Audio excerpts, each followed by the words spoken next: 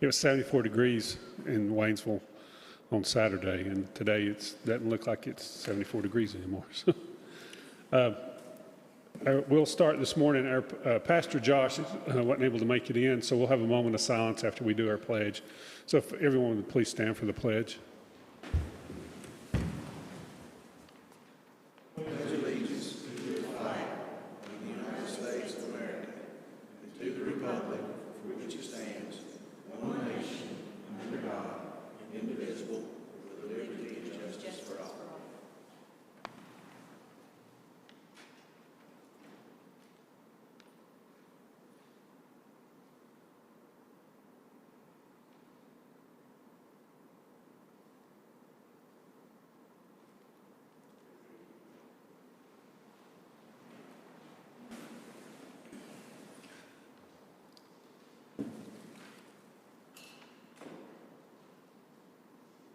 Okay, we have no public hearings today. Our next order of business will be public comment session. I have a couple of people that have signed up, and our first speaker will be Peggy Hanna. You can come up. Yeah. Yeah. And just limit your comments to 3 minutes, and Tracy will be keeping time. She'll let you know when your time's up. If you would, just finish your comments. Welcome, Peggy, on a snowy morning. I really can't understand nothing you're saying. This sound system is really bad here. My name is Peggy Hanna. I live at 268 Hemlock Street in Waynesville. I appreciate the opportunity to come here and talk about something that I have done just a small amount of research on. We have a lot of complaints that our police officers, sheriff's deputies, do not do their job, that they're not arresting the criminals and so forth. So I got a copy of the police arrest records for the Sheriff's Department and Waynesville PD from October the 1st through December the 15th. Now, it's actually going to be quite amazing when I read you these numbers. Waynesville PD had 277 arrests. 69 of those was failure to appears. There was 80 drug offenses. Okay, now we're going to swing over to the Sheriff's Department.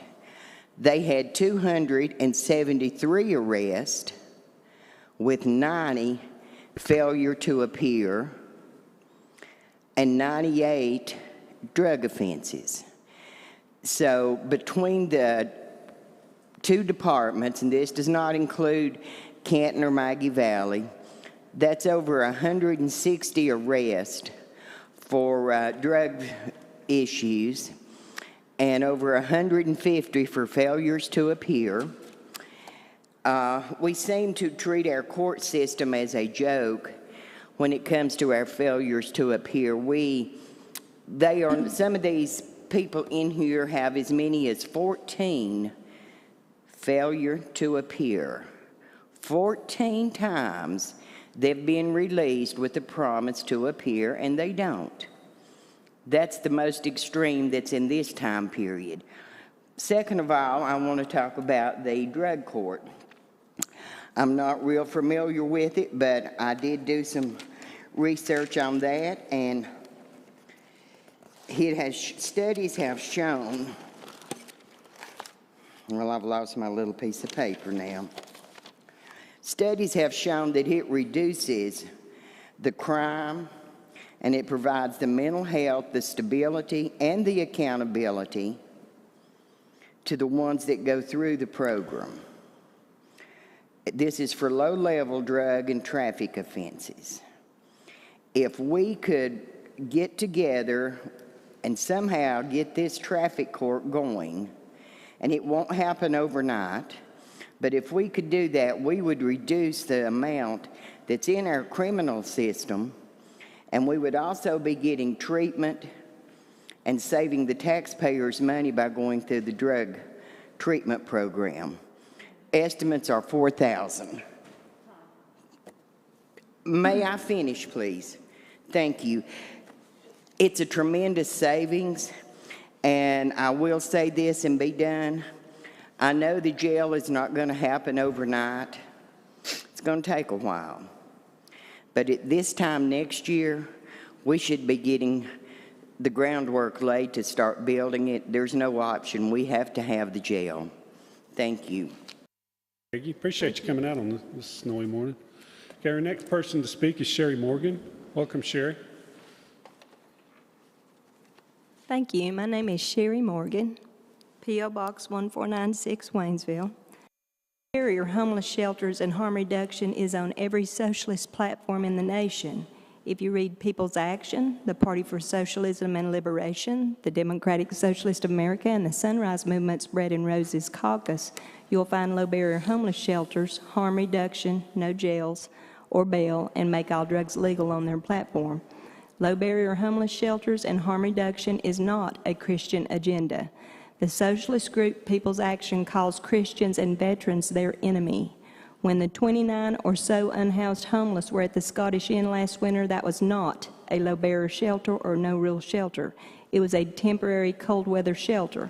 The socialists require low-barrier shelters and harm reduction to increase transient drug addicts and felons, to lower property values, and run off tourists because they hate capitalism. I have a book People's Action wrote for the local socialist group down home, explaining how they plan to bring Waynesville and Haywood County in line with Asheville, who have doubled their crime and doubled their transient drug addicts and felons.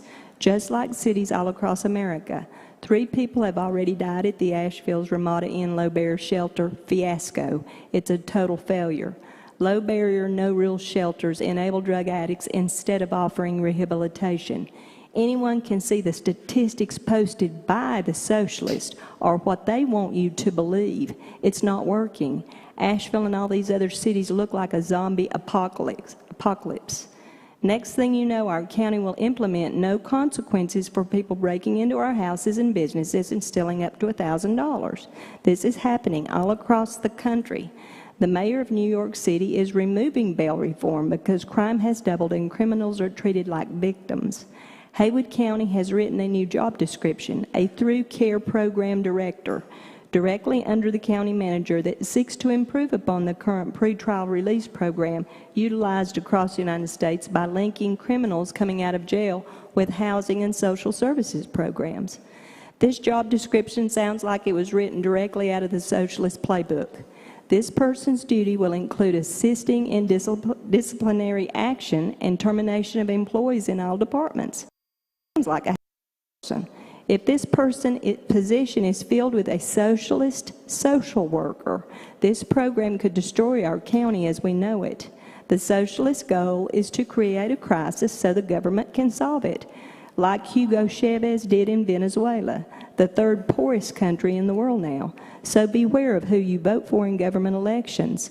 They're not moderate Democrats, independents, or Republicans. They're the new Socialist Party. Wake up, Haywood County. They're coming for you. Okay, thank you. Would anyone else like to address the board this morning? Okay, seeing no one, I'll close the public comment period. We'll move on to, constituent concerns. On the drug court, Bryant, we met with, I know Peggy left, but everybody leaves when we try to, but on the drug court, we met with the sheriff and I guess about 40 people a few months ago about looking into that. And that was what the state didn't fund, is that correct? Correct. I don't think the state funded that, and it's basically to add another judge, as I understand. Yeah. So the funding didn't come from the state for a specific drug court. Right. Okay. So we have been looking into that drug court, and it is a good thing. The sheriff was there at that meeting, and we had a lot of stakeholders there for that. And it was a pretty good presentation. I thought it was pretty interesting how they policed that. It was pretty good. Does anybody have any constituent concerns? Tommy, I'll start with you. Do you have any constituent concerns? Okay. Brandon, you have anything, Kurt? Just following up on what they said, I mean, some of what Peggy said is confirms that the police and the sheriff's department are actually doing their job, because that's what they're supposed to do, is pick up people who don't show up for court. who get court dates and people who are committing crimes.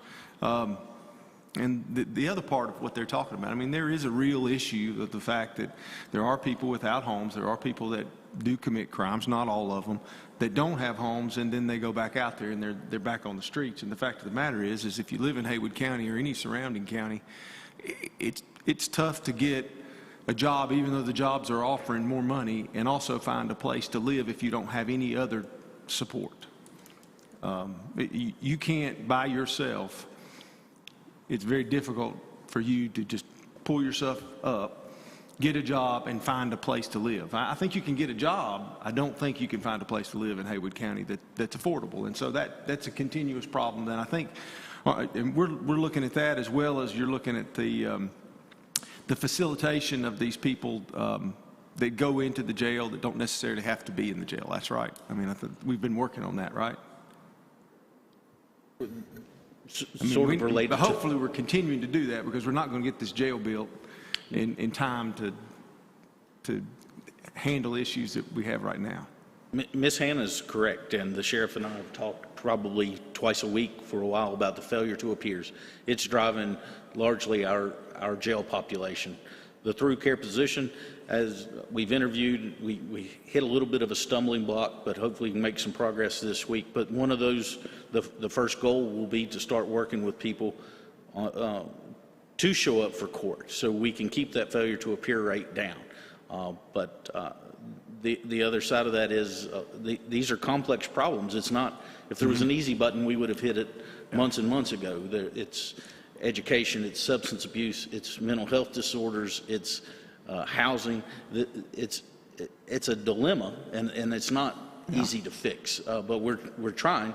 And at the foundation of the through care position is a risk assessment to make sure that we're evaluating folks that will be released, to ensure that it's got a high public safety component. Okay.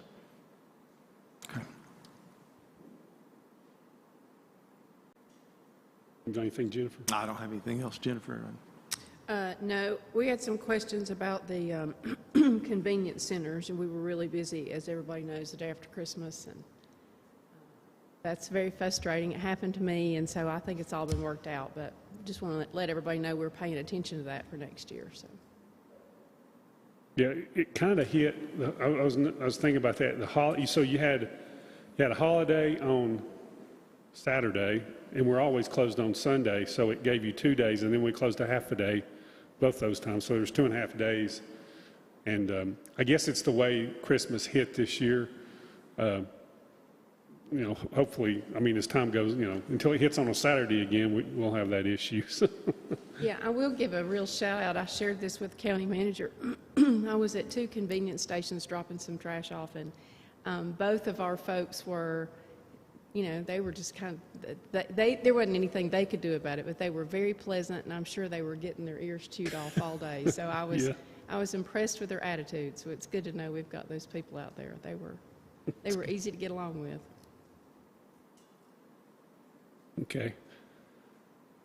Okay, I'll move on to administrative agency reports and presentations. Our Travis could not, Kiever, with the CPA that was going to do item 1, could not be here this morning. So we need to make a motion to move the audit report from today to Tuesday, January 18th at 5:30. So can I have a motion for that? I'll make that motion. Second. Okay. All in favor say aye. Aye. Okay, that's unanimous. Okay, we'll have that presentation, which look pretty good, on the 18th, our next meeting. And that will be on Tuesday, January 18th, because of the Martin Luther King holiday on that Monday, which is the 3rd Monday. Okay, we'll move on to introduction of new county employees. Brian, go ahead. Thank you, Mr. Chairman. These will be the new full-time employees through December 6th, and have quite a few. Health and Human Services, Jennifer Abbott, Ann Smith, April Lowe, Devin Morrissey, Madeline Burrell, Sheila Flint, Darian Valerga. In Technology and Communications, Lori Prickett, Nicole Paris. Animal Control Services, Deborah Hermida. Development Services, Crystal Moore. Sheriff's Office, we have Melissa Peterson, Madison Campbell, Samantha Murchison, Leonard Rojas, Kaylee Silvers, Dale Clemens, McKenna Cawley, Donna Clayton. Tax Assessor, we have Ryan Wright. That's it, Mr. Chairman. All right, thank you, Brian. Okay, we'll move on to discussion adjustment of agenda. I don't have anything other than what we already did, so does anybody have anything? Okay, we'll move on to consent agenda. Does anybody have any questions on the consent agenda this morning on any item?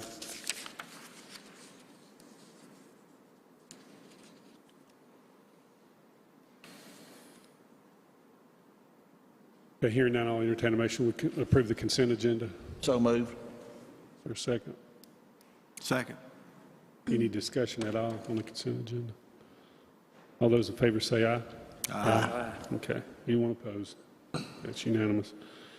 Okay, we'll move on to the regular agenda, and the first item is to request approval of a resolution to purchase a 2021 Dodge 4500 4x4 ambulance with new ambulance module from a piggyback exception and competitive bidding process from Spartan Fire and Emergency Apparatus Incorporated in the amount of $261,896 to be paid from fiscal year 2021-2022 budgeted funds. And we have our Emergency Services Director, Travis Donaldson. Welcome, Travis.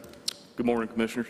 Again, what I have before you this morning is approval to purchase another 2021 Dodge 4500 ambulance through a piggyback exception, piggybacked onto our previous bid award back in, let's see here, I believe that was actually October when we approved that, for $261,896. From the time we made our budget for this year back in early spring to the time we actually went to bid, ambulance price increases 6-7%, and there's again another 5% coming that this vendor held our previous price for, but that price increase has actually gone into effect at the beginning of this year currently. Okay. Anybody have any questions for Travis? Travis, what's the timing look like as far as how long it's going to take?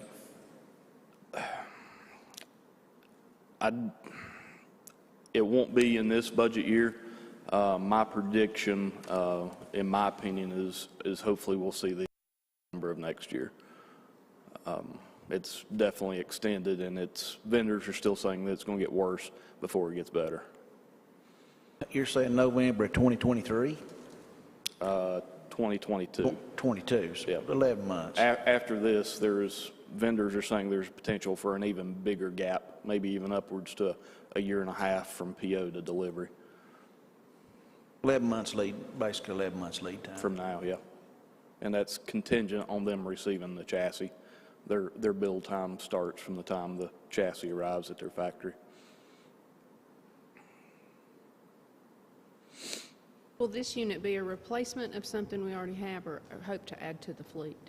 It will be a replacement. We've got several trucks that are coming up and over 200,000 miles, so that's when we like to get those off the road as front line and switch the fleet out. Is the delay with the manufacturer, with Dodge, or is it with the outfitter? It's a combination of chassis, which is definitely an issue for everybody from law enforcement to the general consumer. If you go down to Taylor's or any of the other dealerships and look around, there's not a lot of new stuff sitting anywhere. But then the ambulance manufacturers are also having issues between labor and materials, just getting materials in. So it's a combination of everything.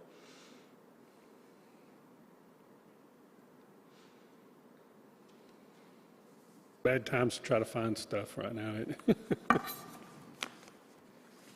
Okay, does anybody have any other questions for Travis?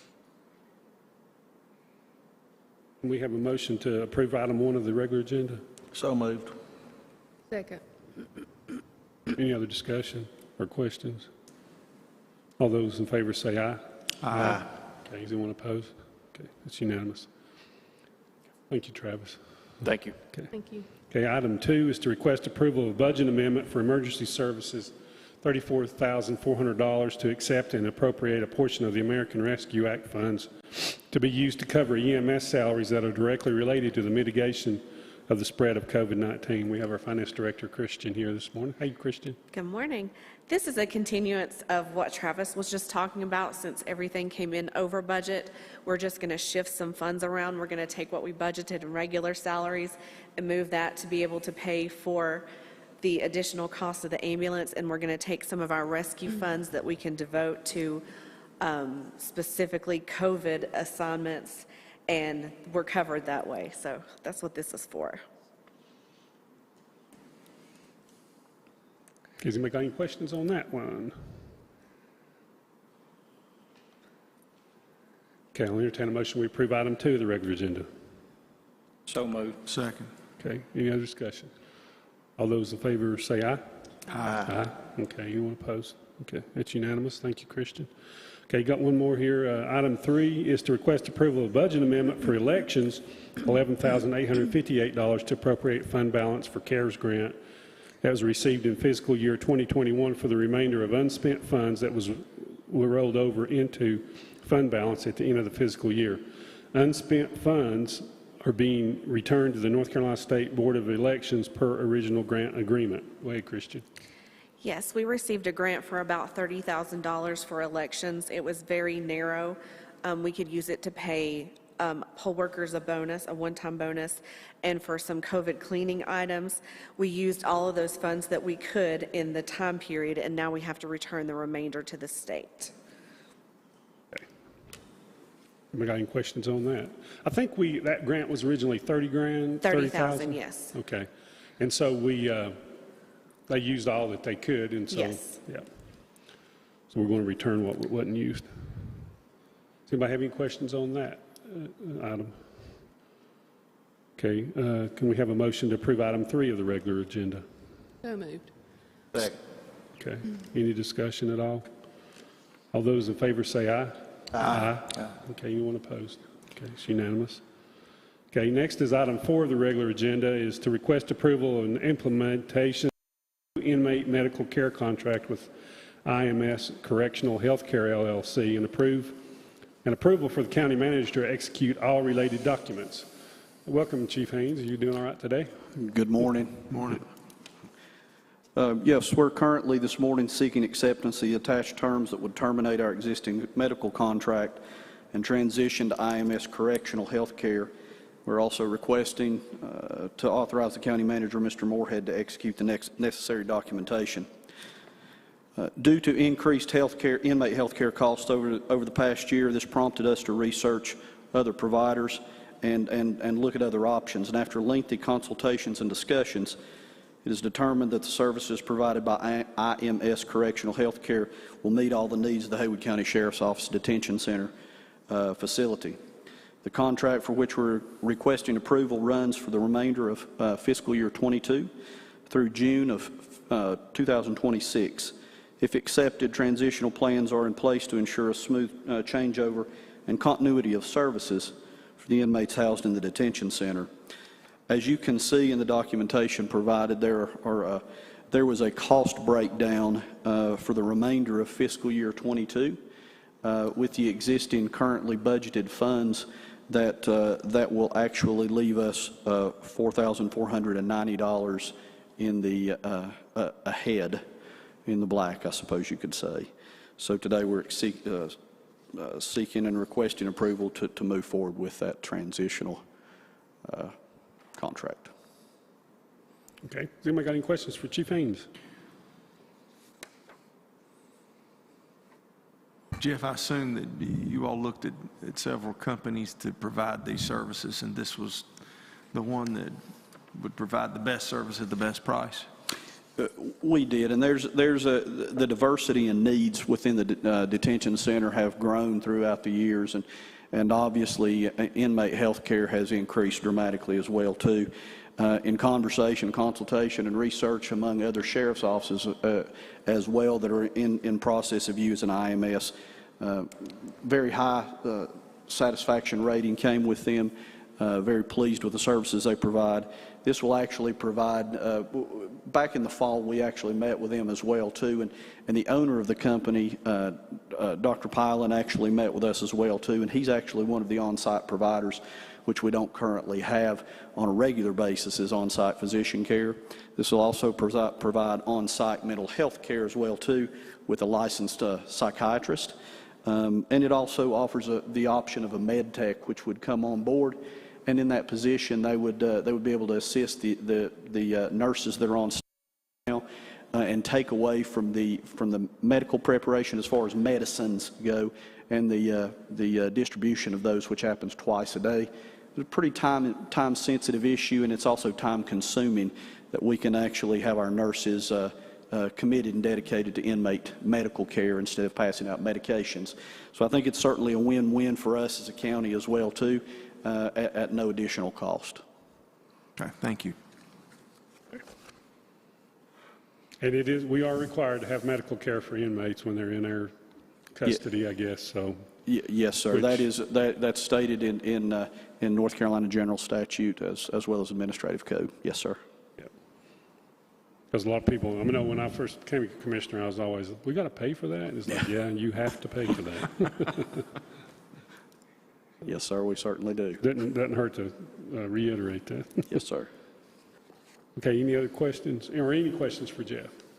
So currently, do we have any sort of mental health, right now, do we have anybody that works with mental health with our inmates? Or will be a new component to this? Well, this will be a new component to that. It has been such a piecemeal effort at this point. We've been able to rely on a grant that was a partial grant through Pathway Center that has helped with our peer support specialists that are housed in-house now, and they pay for that. But as far as mental health services, that has been certainly a lacking component that we have. And we actually, anytime someone is placed, they're deemed harmful to themselves or a threat to themselves, they can be placed on a suicide watch of sort, which increases the number of times per hour they have to be looked at and checked upon. But it also takes a psychiatrist or a medical doctor to clear them off of that as well, too. And currently, we're having to bring those contracted services in on an as-needed basis. Sometimes that's 3, 4, 5 times a week, sometimes once a week, sometimes 6 or 7 times. So it would certainly behoove us to be able to take a progressive step ahead and go ahead and place that in place, because, as you know, the vast majority of the people that we deal with have coexisting either addictive issues, substance or alcohol abuse, and they also have a coexisting mental health diagnosis in most cases.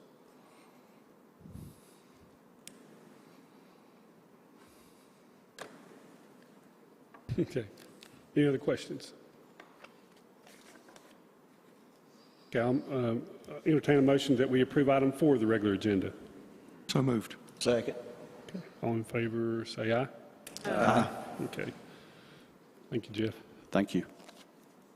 Okay, and then next is under appointments, County Manager Bryant Moorhead. Go ahead. Thank you, Mr. Chairman. We just have one appointment today. It's for Ann Mills to the Haywood County Library Board of Trustees for a 3-year appointment. At the December 15th, 2021 meeting, the Board of Trustees recommended Ms. Mills for reappointment. Please request that as a formal request for the Board of Commissioners. Okay. And Kirk, you're on the library board, so.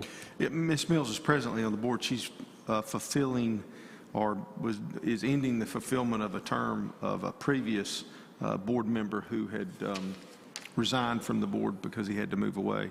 So Ms. Mills has been doing a very good job. Okay. Okay, you want to make that motion, Kirk? Yeah, I move that we reappoint Ann Mills to the Haywood County Library Board of Trustees. Is there a second? Second. Okay, all in favor say aye. Aye. Okay, anyone opposed? Okay, that's unanimous. I guess when I was when we were moving the annual report to the next month, I was supposed to suspend the rules to do that, right, Tracy? Can we go back and redo that, just so we follow our procedure? She told me and I overlooked it, I'm sorry. So can I have a motion that we suspend the rules to move the annual report of audit report to January I move that we suspend the January rules so we can move the annual report until the next meeting. Second. Okay, all in favor, say aye. Aye. And then, I make a motion that we thank you. move that to the next meeting. Okay. Okay, Second. Okay, all in favor, say aye. Aye. Does that Okay. tidy that up? It does, I'm All sorry, yeah, that's my fault. And Tracy, she That came make up here and Tracy, that told me. make and then Tracy it was happy? like- She came up and told me to suspend the rules, and I didn't do it, so I just dove right in it. They couldn't make it because of the weather, right? Right. They Yeah, he couldn't was make it snowed today. Yeah, Travis right. was snowed in. And, Very understandable. It was very slick at 5:30 this morning. So Yeah, maybe they had to drive a long it's way. very slick right now in some parts of the county. You know, I was talking to my son-in-law, and he said he got to Asheville, and when he got down out of Haywood County, there was no snow in Asheville hardly. So Haywood County, I think, was what got hammered, if you will. And I don't think there's much snow in Jackson either, according to my wife. She was talking to some folks over in that area. So it's one of those snowstorms that Haywood County always get those. Seems Hey, like. I'm just glad they missed it. I heard some dire reports last night. It looks like we kind of escaped for the most part. Oh, that's good. 3 to 8 inches would have been pretty bad, but I'd have liked it. or maybe more. You'd have liked it. I'm still a kid at heart. Brandon gets stale snow tires. That's right. Yeah, we get so tired. Okay, we do not have a closed session, so is there, and I will just remind us again that our next meeting will be Tuesday, January 18th at 5:30 due to Martin Luther King holiday, and on Monday, January 17th. So we'll be Just a the comment, 18th. Kevin. I know Bryant may want to comment on. He sent an email last week. There is some more funding coming for the flood victims in Crusoe. Possibly, if you can apply. Could you comment on that before we close? I meant to bring that up during constituent concerns, but Certainly. Starting next week, we'll have actually representatives from the state budget office here. They'll be taking applications in person, but they already have a website opened up that people can apply. But if you don't have access to the internet or want to see folks, they'll actually be staffed here. We actually are going to have a meeting tomorrow with the press and the budget office so they can lay out to the Mountaineer, the Smoky Mountain News, and WLOS what services and what people will qualify for. So hopefully we have something good starting next week here to help people that have been in the gap, if you will, that FEMA didn't help them and they didn't have insurance, but there's money available. So I'm looking forward to having state folks here for the next probably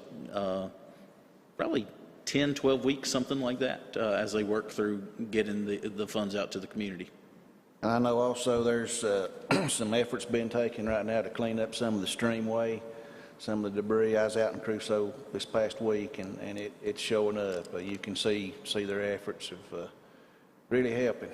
So it's going to be a long-term solution there, but every little bit helps. Okay, anything else this morning? Okay, here now, I'll entertain a motion, we adjourn. So moved. Second. All in favor, say aye. Aye. Okay, we're adjourned. Thank you.